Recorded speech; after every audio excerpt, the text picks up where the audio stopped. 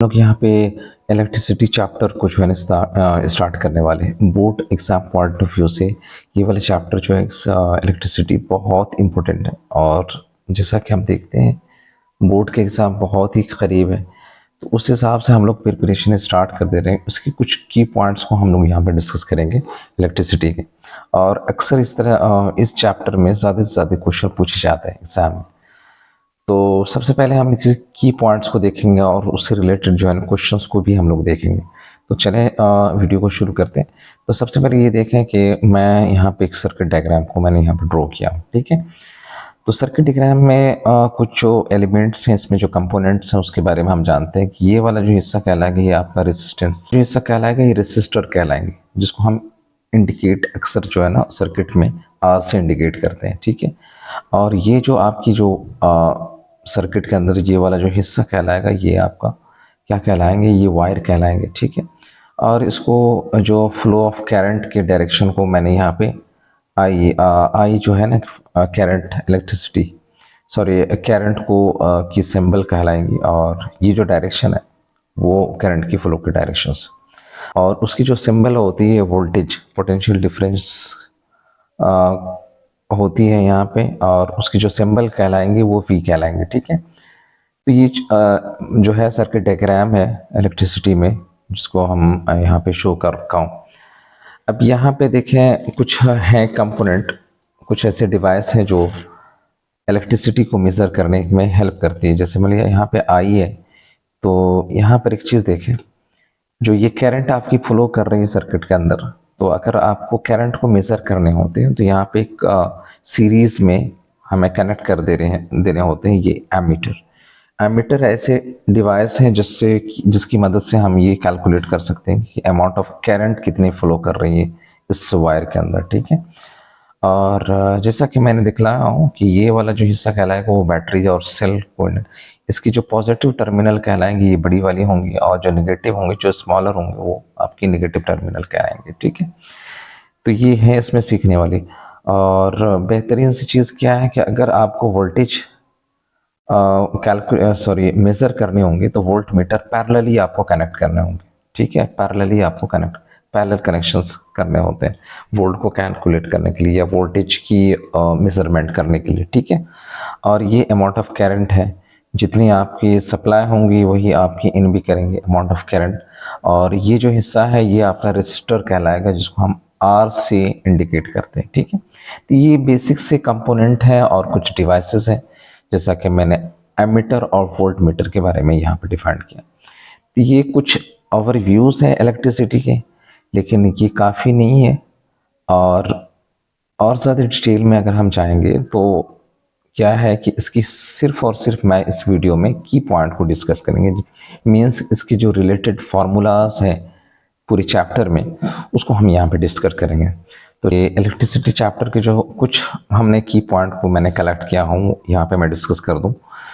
तो कुछ इसके सिंबल हैं, ठीक है। सिंबल्स को जो है ना हम यहाँ पे मेंशन किया हूँ, और अक्सर जो यहाँ पे सिंबल होंगे वो कैपिटल लेटर में यहाँ मेंशन किए जाएंगे। तो इलेक्ट्रिसिटी में जो आपके कुछ क्या कहते हैं क्वांटिटी यूज़ होंगे, फिजिकल क्वांटिटीज़ यूज़ होंगे, उसको मैंने यहाँ पे कलेक्ट कर रखा हूँ। जैसे मीन्स ये जो पहला मैंने यहाँ पे मेंशन किया हूँ वो है वोल्टेज, जिसको हम पोटेंशियल डिफरेंस भी कहते हैं, और उसको कैपिटल वी से सिंबल के फॉर्म में हम उसको इंडिकेट करते हैं, ठीक है। इसकी जो एसआई यूनिट होंगी ना, जो मैथमेटिकल कैलकुलेशन में यूज़ किए जाते हैं न्यूमेरिकल को सॉल्व करने में, तो वहाँ पे हम एसआई यूनिट वोल्ट का इस्तेमाल करेंगे, ठीक है। और जो पावर है, अब जो नेक्स्ट फिजिकल क्वांटिटी है वो है पावर। तो पावर को कैसे कैलकुलेट, इलेक्ट्रिसिटी में पावर कैसे कैलकुलेट करेंगे, तो वो तो फार्मूला वाली बात हो गई। यहाँ पे सिंबल जो होंगे वो पी है, कैपिटल पी से हम इंडिकेट करेंगे, और इनकी जो एसआई यूनिट होंगी वो हो जाएंगी आपकी वाट, और डब्ल्यू से इंडिकेट करते हैं इसके एसआई यूनिट, ठीक है। चार्ज की जो है सिंबल वो कैपिटल क्यू होंगे, और इसकी यूनिट जो होंगी वो कूलम कहलाएंगी, सी से इंडिकेट करते हैं, ठीक है। वर्क और एनर्जी, वर्क भी आपकी in the form of energy कहलाएंगी, और उसको जो हम यहाँ पे इंडिकेट करते हैं डब्ल्यू से, और उनकी जो एसआई यूनिट होंगी वो जूल कहलाएंगी, जैसे इंडिकेट करते हैं। रेसिस्टेंस की केसेस में आप आए तो रेसिस्टेंस जो है वो कैलकुलेट किसी भी मटेरियल की रेसिस्टेंस को अगर हम सिंबल को में रिप्रेजेंट करेंगे वो कैपिटल आर से होंगे, और उनकी जो एसआई यूनिट होंगी वो ओम कहलाएंगी, और ये देखें ये इसकी सिंबल कहलाएंगे, ठीक है। करंट में देखें, करंट इलेक्ट्रिसिटी में जब करंट आपको कैलकुलेट करनी होती है तो उस केसेस में उसकी जो सिंबल यूज होंगे वो आई होंगे, और इनकी जो एसआई यूनिट होंगी एम्पियर कहलाती हैं और कैपिटल ई से इंडिकेट करते हैं, ठीक है। रेसिस्टिविटी जो होंगी वो मटेरियल की प्रॉपर्टी है, और उनकी जो सिंबल है रेसिस्टिविटी, जब भी आपको कैलकुलेट करनी होती है तो उसके जो सिंबल यूज करेंगे रो इस्तेमाल करेंगे, और इनकी जो एसआई यूनिट होंगी ओम मीटर, जिसको आप शॉर्ट फॉर्म में ओम मीटर के फॉर्म में आप एसआई यूनिट में मेंशन करेंगे। तो ये थे फिजिकल क्वांटिटी जो आपके इलेक्ट्रिसिटी चैप्टर में पढ़ने होते हैं, इसके बारे में डिटेल जाननी होती है। तो याद रखें कि इस तरह के सिंबल आप जब भी आप न्यूमेरिकल को सॉल्व कर रहे होते हैं, या आप उनकी डेरिवेशन कर रहे होते हैं, या फार्मूला आपको मेमोराइज कर रहे होते हैं, तो इन सिंबलों को आप अच्छे से जान जाएं, ठीक है। तो चलते हैं इनकी जो फार्मूला की तरफ हम बढ़ते हैं। इंपॉर्टेंट फार्मूला जो इलेक्ट्रिसिटी चैप्टर में यूज़ हुए हैं, तो सबसे बेसिक से लेकर के चलता हूँ मैं कि जब भी अमाउंट ऑफ करंट आपको कैलकुलेट करनी है, अगर अमाउंट ऑफ चार्ज आपको मालूम है कुछ पीरियड ऑफ टाइम के लिए, तो याद रखें कि टाइम को यहाँ पे हमें सेकंड में लेनी है। अगर टाइम आपको क्वेश्चन में मेंशन कर दिया मिनट में या आवर में, उसको सबसे पहले उसको कन्वर्ट करेंगे सेकंड में, ठीक है। क्यों, उसकी जो यूनिट होंगी, जैसा कि मैंने फिजिकल क्वांटिटी में मेंशन किया था, वो उसकी फिजिकल क्वांटिटी में क्यू की जो एसआई यूनिट होंगी वो कूलम कहलाएंगे, ठीक है। इन सब सारी वैल्यूज़ को जब आप पुट करेंगे तो अमाउंट ऑफ करंट कैलकुलेट होंगे, तो I equal to Q upon 2t हो जाएंगे। अगर वोल्टेज अगर हमें कैलकुलेट करनी होंगी, जब हमें मालूम हो जाए कि वर्क डन की वैल्यू आपको गिवन है और अमाउंट ऑफ चार्ज आपको मालूम है, तो उस केसेस में v इजकल टू डब्ल्यू अपॉन क्यू हो जाएंगे, ठीक है। द नेक्स्ट फार्मूला जो होंगे ये बहुत ही इंपॉर्टेंट फार्मूला है, और ये समझें कि ये आप बैकबोन है इस चैप्टर का। ये ओम्स लॉ की स्टेटमेंट से ये फार्मूला आपकी डिराइव हुई है, और वो फार्मूला क्या है, ये जो फार्मूला है इसका नाम देखें, इसको हम कैसे पढ़ेंगे, v equal to I R है, ठीक है। v क्या है, पोटेंशियल डिफरेंस हो गया, और i जो अमाउंट ऑफ करंट है, r रेजिस्टेंस हो गई मटेरियल में जो रुकावटें पैदा करती है करंट के फ्लो को, तो ये रेजिस्टेंस हो गए। तो उस केसेस में अगर हमें v calculate potential difference calculate करने होंगे तो हमें अमाउंट ऑफ करंट मालूम होना चाहिए, रेजिस्टेंस मालूम होनी चाहिए। तो सिंपली इन दोनों को मल्टीप्लाई करेंगे तो will get the potential difference. अब इनकी तीन रिलेशन है, इसके तीन फॉर्म है कि अगर आपको वोल्टेज मालूम हो, ठीक है, इन केस में वोल्टेज अगर मालूम हो, करंट मालूम हो, तो रेजिस्टेंस सिंपली आप कैलकुलेट कर सकते हैं v अपॉन आई, ठीक है। अब जो थर्ड फॉर्म है इनकी, ये देखें आई अगर हमें कैलकुलेट करनी है तो वोल्टेज पोटेंशियल डिफरेंस मालूम होनी चाहिए, और जो है उस मटेरियल की रेजिस्टेंस मालूम होनी चाहिए, तो उस केसेस में हम करंट की वैल्यू v अपॉन आर निकाल सकते हैं, ठीक है। अब देखिए इलेक्ट्रिसिटीज़ में के अंदर जो कुछ चीज़ें हैं, जो स्पेशल चीज़ें हैं, वो रेजिस्टेंस का बड़ा इसमें टारगेटेड किया गया है, ठीक है। रेजिस्टेंस की एक्टिविटीज़ को यहाँ पे टारगेट कि जब भी आपकी रेजिस्टेंस सीरीज़ में कनेक्टेड हो, ठीक है, सीरीज़ में कनेक्टेड हो, तो उस केसेस में हम कैसे जो है ना उसकी टोटल रेजिस्टेंस की वैल्यू कैलकुलेट करेंगे। तो याद रखें कि सीरीज़ कनेक्शन में जब भी आपको बहुत सारी रेजिस्टेंस कनेक्टेड है, जैसे R1, R2, R3 इस तरह से जो है कनेक्टेड है, उस केसेस में हम टोटल रेजिस्टेंस की वैल्यू सिंपली उसको आप अरिथमेटिक्स एडिशन कर दें, जोड़ दें आप, ठीक है, सिंपली ऐड कर दें R1 plus R2 plus R3 जितने भी नंबर मिले। इसमें जो की समझने वाली जो चीज़ें हैं ना, मेमोराइज करने वाली चीज़ें, ये तो फॉर्मूला है ही, इसमें जो की कॉन्सेप्ट है वो है कि सीरीज कनेक्शंस में याद रखें जितने भी रेजिस्टेंस आपके लगे होंगे सारे में करंट की वैल्यू आपकी सेम होंगी। मीन्स आई की जो वैल्यू होंगी जो बैटरी से निकलेंगे वो I1 के बराबर होंगे, I2 के भी बराबर होंगे, I3 मीन्स के सारी रेजिस्टेंस के बीच टर्मिनल पे जो उनकी करंट की वैल्यू होंगी वो सारे सेम होंगे। और एक चीज़ में जो फ़र्क आएंगे वो है वोल्टेज ड्रॉप होंगी यहाँ पे, ठीक है। तो उस केसेस में क्या होंगे, याद रखें कि जो सारे जो रेसिस्टेंस होंगे वहाँ पे सारे रेसिस्टेंस के पास जो वोल्टेज की वैल्यू होंगी वो आपकी डिफरेंट होंगे। तो सबको जब आप ऐड करेंगे, सारे वोल्टेज को जब आप करेंगे तो जाकर के हमारी टोटल वोल्टेज जो बैटरी से सप्लाई हो रही थी उसके बराबर होंगे। तो ये है कि कॉन्सेप्ट जो याद करने वाले हैं। नेक्स्ट कॉम्बिनेशन जो है बड़े इंपॉर्टेंट कॉम्बिनेशन है और इससे ज़्यादातर क्वेश्चंस पूछे जाते हैं एग्जाम में। पैरेलल कॉम्बिनेशन, जैसा कि सीरीज कॉम्बिनेशन के बारे में मैंने डिस्कस कर चुका हूँ। पैरेलल कॉम्बिनेशन में भी अगर हमें कैलकुलेट करनी होंगी कैपिटल आर की वैल्यू मीन्स टोटल रेसिस्टेंस की वैल्यू, तो याद रखें बड़ी इंपॉर्टेंट चीज़ है कि 1/r करेंगे, 1/r which is equal to 1/r1 plus 1/r2। जितनी भी रेसिस्टेंस हैं सारे ये होंगे, आप इसी फार्मूला के फॉर्म में आप उसको ऐड कर दें और वहाँ से जो है ना आप कैपिटल आर कैलकुलेट कर सकते हैं इस फार्मूला का यूज़ करके। ठीक है, तो यहाँ पे जो की कॉन्सेप्ट है जो डेरिवेशन के पोर्शन को आपको जो है ना हेल्प करेंगे वो ये है कि करंट की वैल्यू जो है ना होंगे पैरेलल कॉम्बिनेशन में। याद रखें पैरेलल कॉम्बिनेशन में करंट की वैल्यूज जो होंगी वो क्या होंगी, सम ऑफ द इंडिविजुअल करंट्स के बराबर होंगी। ठीक है, टोटल करंट की वैल्यू जो होंगी, याद रखें टोटल करंट की जो वैल्यू होंगी वो हो जाएंगी I1 plus I2 plus I3 के बराबर होंगी। ठीक है, और एक जो यूनिक चीज़ है पैरेलल कनेक्शन में वो है वोल्टेज सारे रेजिस्टेंस के बीच जो होंगे सेम होंगे, सारे रेजिस्टेंस के बीच होंगे वो सेम होंगे। तो ये है इम्पोर्टेंट की कॉन्सेप्ट और ये है इनकी फार्मूला, इनको ये फार्मूला जो कैलकुलेट करेंगे आप रेजिस्टेंस। इनकी कुछ स्पेशल केसेस हैं। देखिए स्पेशल केसेस क्या है कि अगर आपकी जितनी भी रेजिस्टेंस आप सीरीज में लगा रहे हो, ठीक है, जितनी भी लगा रहे हो वो सारे रेजिस्टेंस की वैल्यू आपकी सेम है, लेकिन उनकी जो रेजिस्टेंस है नंबर में वो n नंबर में कनेक्टेड है, इन नंबर में कनेक्टेड है। उस केसेस में क्या होंगी, जो टोटल रेजिस्टेंस सीरीज में होंगी simply number of resistance multiply with the pick की जो वैल्यू होंगी, रेजिस्टेंस की जो वैल्यू होंगी सारे रेजिस्टेंस की उसके साथ आप मल्टीप्लाई कर दो। ठीक है, तो वो सीरीज कनेक्शन। पैरेलल कनेक्शन में क्या हो जाएंगे, देखिए यहाँ पर रेजिस्टेंस की वैल्यू और नंबर ऑफ रेजिस्टर, ठीक है, डिवाइड करेंगे तो पैरेलल कनेक्शन में जो उनकी इक्विवेलेंट रेजिस्टेंस की वैल्यू निकल जाएंगे। ये शॉर्ट है, ये स्पेशल केसेस में आ जाएंगे। अगर इसको और भी सिंपलीफाई करेंगे तो आप इसको जो है ना रेशियोज में कन्वर्ट कर लें कि total equivalent resistance in series divided by equivalent resistance in parallel. इनकी जो रिजल्ट निकल करके आएंगे वो n स्क्वायर, नंबर ऑफ सिर्फ नंबर मालूम होनी चाहिए, उसको स्क्वायर करेंगे तो इनकी रेशियोज निकल करके आएंगे। तो ये स्पेशल केसेस थे।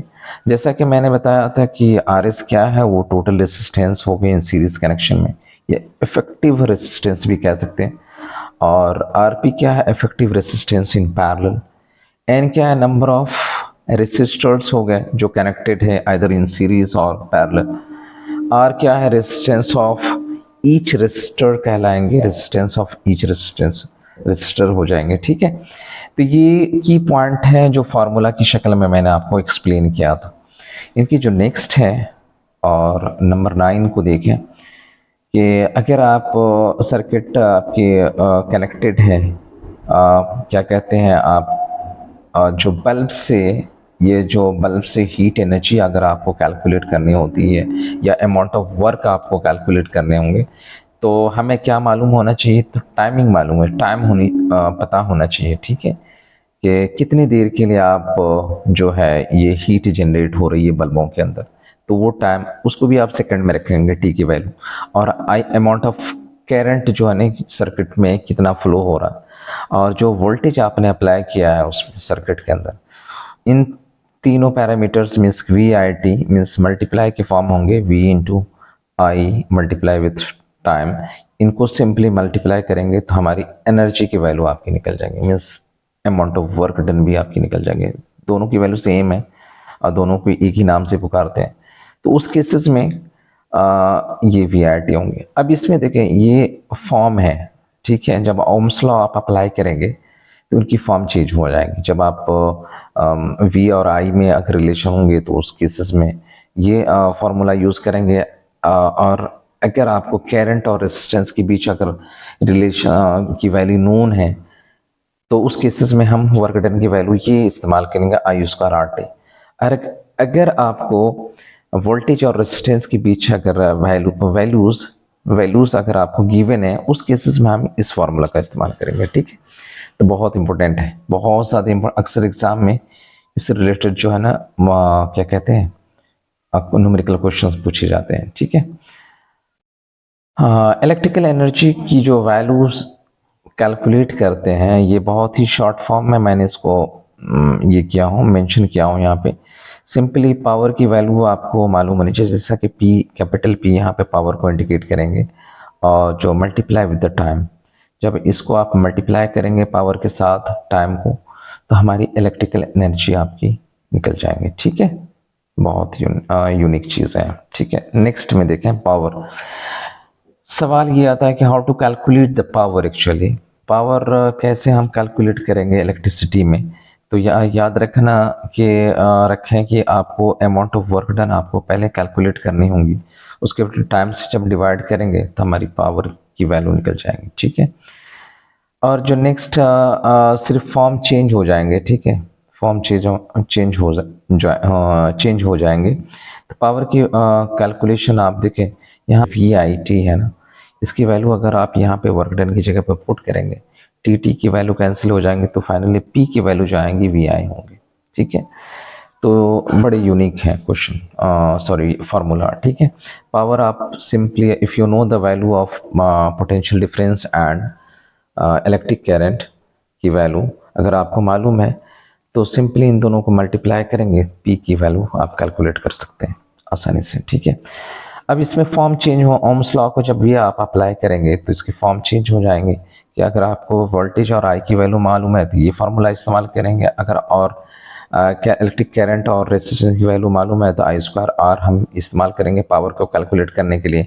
अगर वोल्टेज और आर मालूम है उस केसेस में हमें पावर की कैलकुलेशन के लिए ये फार्मूला इस्तेमाल करेंगे, वी स्क्वायर अपॉन आर, ये हो जाएंगे। अब यहाँ पर एक चीज़ है, हमने 11th को पहले ही डिस्कस कर लिया था, तो यहाँ पे इलेक्ट्रिकल एनर्जी को जब भी आपको कैलकुलेट करना है तो पावर का फार्मूला ये यूज़ करके पावर पहले कैलकुलेट करें, multiply with the time will get the heat energy या electrical energy. Power P into T जो हो जाएंगे वो इलेक्ट्रिकल एनर्जी कहलाएंगे। ठीक है, अब देखिए कमर्शियल यूनिट ऑफ एनर्जी भी होती है, तो कमर्शियल यूनिट ऑफ एनर्जी को हम जो है ना यहाँ पे देखें 1 यूनिट को जो है ना 1 यूनिट अक्सर जो हमारी जो घरों में आप ध्यान देंगे कि घरों में जो आपके मीटर में जो रीडिंग्स जो भी कस्टमर वगैरह देते हैं उस केसेस में जो कंपनी आपको या तो बिल पे जो शो किए जाते हैं तो वो यूनिट के फॉर्म में होते हैं। तो हमें ये पता होनी चाहिए कि ये 1 यूनिट कितना के बराबर, तो 1 किलोवाट आवर के बराबर होती है। ठीक है, और इसको एनर्जी में हम जब भी कन्वर्ट करेंगे तो याद रखें 3.6 इंटू 10⁻6 जूल के बराबर होती है। तो याद रखें कि यहाँ पर बहुत यूनिक बात है, वो बहुत ही यूनिक इंपॉर्टेंट पॉइंट है यहाँ पे कि 1 यूनिट की वैल्यू जो होती है 3.6 इंटू 10⁻6 जूल के बराबर होती है, बहुत ही यूनिक है। अक्सर ये ऑब्जेक्टिव में क्वेश्चन पूछे जाते हैं कि 1 यूनिट की वैल्यू कितनी होगी, कितनी जूल के बराबर होगी। तो इंपॉर्टेंट की पॉइंट्स हैं। तो यहाँ पे देखें कि रेजिस्टेंस की वैल्यू अगर इनकी रिलेशंस को हम देखते हैं रेजिस्टेंस की, तो रेजिस्टेंस किन किन चीज़ों पर डिपेंड करती है। तो याद रखें कि रेजिस्टेंस जो है ना कंडक्टर के लेंथ पे डिपेंड करेंगी, उनकी क्रॉस सेक्शनल एरिया पे डिपेंड करती है। ठीक है, और याद रखें ये जो वैल्यू है ये रेजिस्टिविटी है, जैसा कि हमने सिंबल में भी ऑलरेडी मेंशन कर दिया उनके नेम के बारे में, और इसकी जो SI यूनिट है ओम मीटर होती, तो वो भी हमने मेंशन कर दिया हूँ। ठीक है, तो रेजिस्टेंस हमें कैसे कैलकुलेट करनी है, तो ये फार्मूला का इस्तेमाल करेंगे। मटेरियल की प्रॉपर्टी रेजिस्टिविटी की वैल्यू हमें मालूम होनी चाहिए, लेंथ ऑफ द कंडक्टर मालूम होना चाहिए। ठीक है, लेंथ ऑफ द कंडक्टर हमें मालूम होना चाहिए और क्रॉस सेक्शनल एरिया की वैल्यू हमें मालूम होनी चाहिए। आप इजीली कैलकुलेट कर सकते हैं रेजिस्टेंस, और रेजिस्टिविटी भी आप आसानी से कैलकुलेट कर सकते हैं अगर रेजिस्टेंस की वैल्यू मालूम है और क्रॉस सेक्शनल एरिया मालूम है। याद रखें क्रॉस सेक्शनल एरिया को हमेशा मीटर स्क्वायर में लेंगे, जैसा कि हमने यहाँ पे मेंशन कर दिया।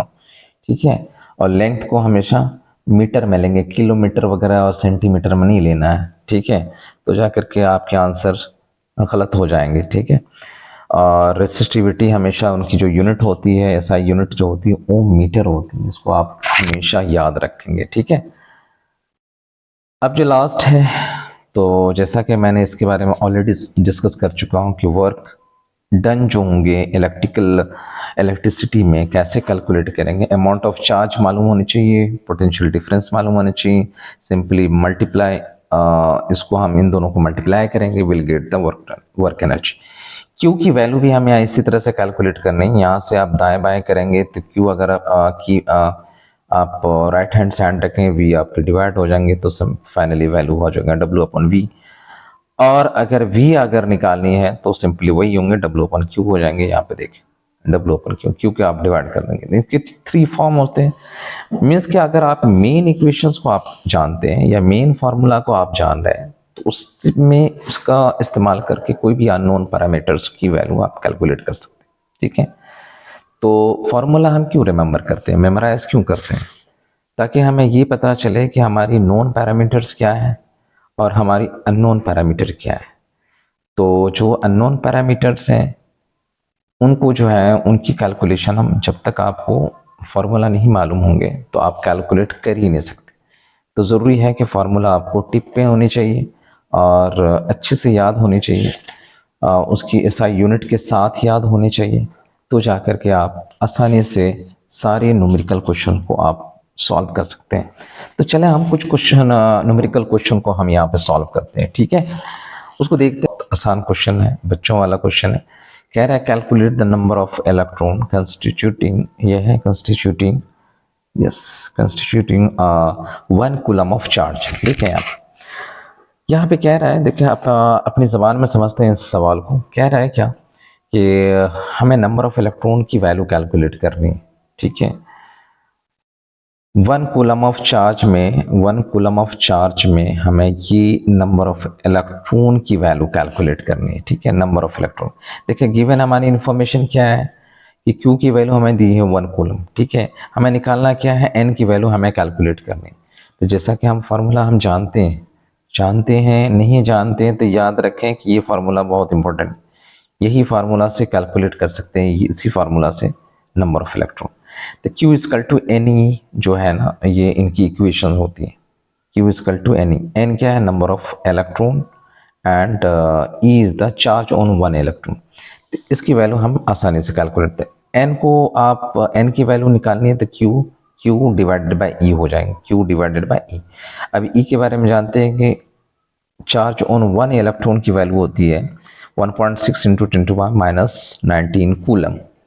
और ऑलरेडी हमें मालूम है कि Q की वैल्यू 1 कूलम है। कूलम से कूलम कैंसिल हो जाएंगे, तो उसको जब भी आप सिंप्लीफाई करेंगे तो ये अमाउंट आपकी निकल करके आएंगे 6.25 इंटू 10⁻18 इलेक्ट्रॉन्स। तो यहाँ से हमारी वैल्यू कैलकुलेट होकर के आ गई बड़ी आसान से। वो क्या है, 6.25 इंटू 10⁻18 इलेक्ट्रॉन्स 1 कूलम चार्ज में आपके पाए जाएंगे। ठीक है, या तो वैल्यूज़ को याद कर लें और या तो यूज़ दिस फार्मूला, इस फार्मूला को इस्तेमाल करें और इन सब सारे जो गिवन इंफॉर्मेशंस उसको आप पुट करें, आंसर्स आ जाएंगे। ठीक है, देखिए सेकंड क्वेश्चन की तरफ हम लोग बढ़ते हैं। बड़े आसान क्वेश्चन है। कह रहा है कि हाउ मच